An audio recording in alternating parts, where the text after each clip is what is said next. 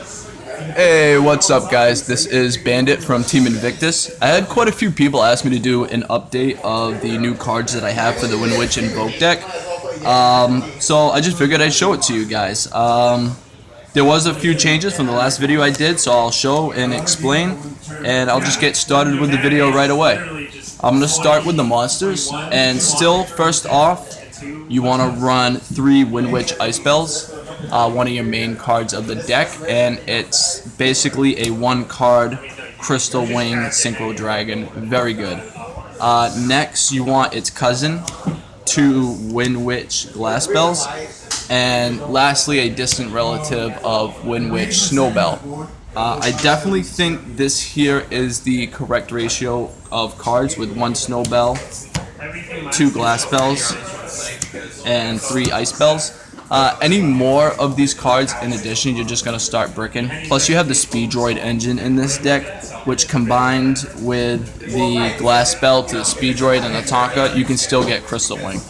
So there are multiple techniques to do it, so really more of these cards in the ratio is actually unnecessary. Moving on with the monsters. If I could grab the card, here we go. 3 Alistair the Invokers.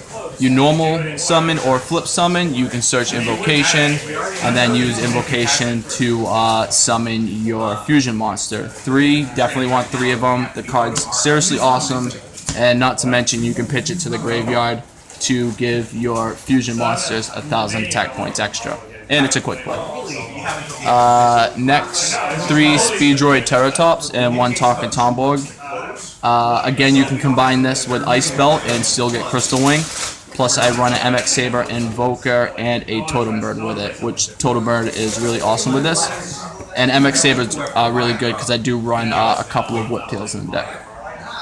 Next, 2 Artifact Scythes and 1 Morotech. I did have 3 Scythes. I went down to 2 just because it was a little bricky. I was drawing it too much. Morotech is definitely kind of standard. It's like a dread. It just pops a face-up card.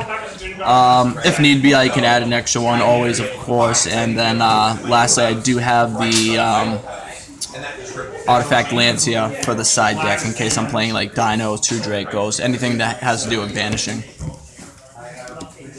Next, 2 Ash Blossoms. I do 3 if I have them. 2 is still good, it's running fine, and plus you still have the fire attribute for the fusion, so it still works. And then the fire attribute actually has the ability to attack all the monsters on the field. Gains 200 attack points for every card your opponent controls, and does piercing battle damage, so really good. And then last for the monsters, the 2 Zodiac Whiptails. And I run 1 Barrage in the deck as well, which actually goes really good. Next for the magic cards, just for the sake of clearing board, there's a Raigeki.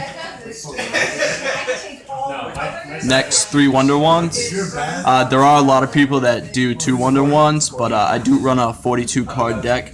The Wonder Wands, you can use them for any of the spellcasters in your deck, so I don't really see why not to run 3 of them.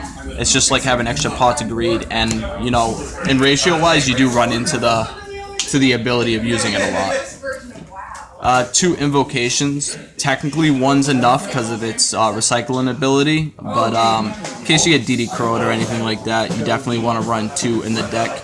I like to call this my little summoning jutsu. 3 Magical Meltdowns. That's your field spell for the deck.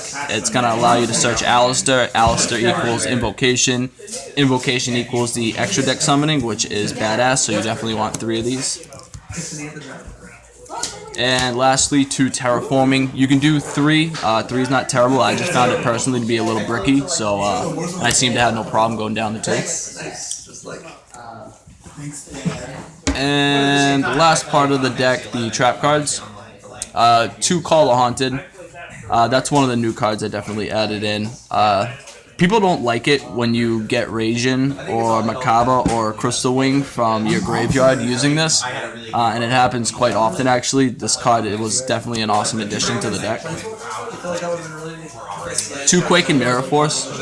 I could probably run 3 of these and switch it out with something, but 2 seems to be a decent balance. It's my favorite out of the Mirror Forces, just because clogging the field with defense monsters tends to piss people off. Plus, True Dracos are used often around here, and they do spam the field really quickly, so sending them all into defense mode and giving them no ability to add anything to the field is really annoying for them. 2 strikes and 1 warning for the sake of variety.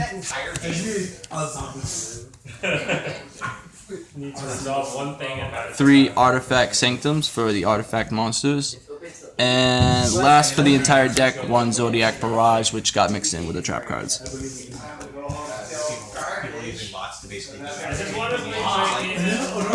For the extra deck, I have 1 invoked Megalantia. You could take it away, you could add more if you really wanted to. It's your own personal preference. I keep 1 in there for the zoo monsters. 2 Macabres. Macabre is basically your ultimate Providence. This deck does run heavy in trap too, so it's really good for doing battle damage to your opponent, because when they go to counter, most likely you'll have a trap card in your Macabre. Then you have Abrasion.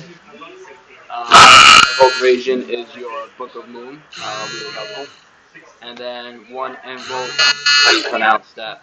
Purgatrio. Purgatrio is that fire attribute we were talking about. It can attack all the monsters on the field, does piercing battle damage. And last but not least, the card being stronger attack for each card your opponent controls. So that's actually really badass. MX Saber and Tail, which brings you right into a quick Trident. Totem Bird, which I do go into a lot. Wind Up Arsenal, I don't see him as much as I went down to 2 artifacts, but he's still really useful, and you know, being able to pop your opponent's set cards is really an awesome idea. Crystal Wing Synchro Dragon, of course, 1 Clear Wing, and 1 Winter Bell for the Synchro. Last but not least, if I can find it, because you told me it was in a deck box. 1 Borbo, and 2 Tridents for the Whiptails that we have in the deck. And the Borbo is basically just there for the sake of material, so you're not wasting the Whiptail. And the cool thing about it too is the Zodiac Barrage obviously can be added in as a material to the Trident as well. So that adds material, so you're not wasting your Trident's ability. And again, like, I don't know, maybe I will switch it and go back to 3 Whiptails and 2 Barrages, because having that extra material with the Barrage is really cool. And that is pretty much it, guys. I'll show you my side deck real quick, just for kicks and giggles. Imperial Order, 3 Massacre Restricts for Dracos, 3 Lancias, 1 Sword of Concealing Light, and then my personal favorite, the 2 Interrupted Kaiju Slumbers, and 4 Kaijus in the deck as well. So I'll run these mostly for the True Dracos as well. Alright guys, thank you for watching. Make sure you hit the subscribe button and just be looking out for the other stuff we're going to have posted. Thank you guys, and have a good day.